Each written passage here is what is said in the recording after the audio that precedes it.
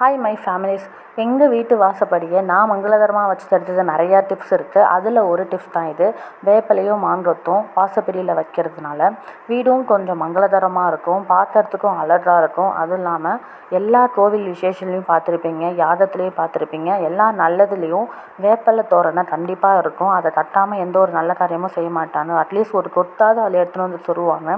நிறைய இடத்துல நீங்கள் பார்த்துருப்பீங்க. நம்ம வீட்டு வாசப்படியில் கொஞ்சம் பாசிட்டிவ் எனர்ஜியும் வரும், பார்க்கவும் மங்களகரமாக இருக்கணும்னா கொஞ்சமாக வேப்பிலை மாங்கொத்து எடுத்து நல்லா வாஷ் பண்ணிக்கோங்க. ஏன்னா அதில் நிறையா பூச்சி இருக்கும்.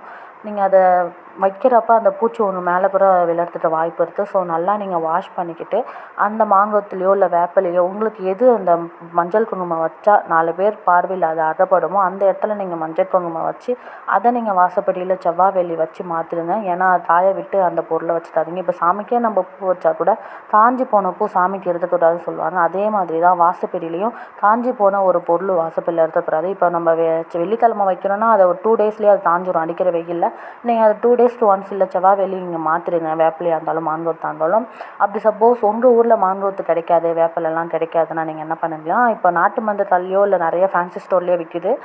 மாயில் வந்துட்டு பிளாஸ்டிக்லேயே தோரணம் மாதிரி இல்லை நெல்மணி தோரணம் விற்கிது. அந்த மாதிரி கூட நீங்கள் வாங்கி மஞ்சள் குங்குமம் வச்சு உங்கள் வாசப்படியை நீங்கள் அலங்கரிக்கலாம்.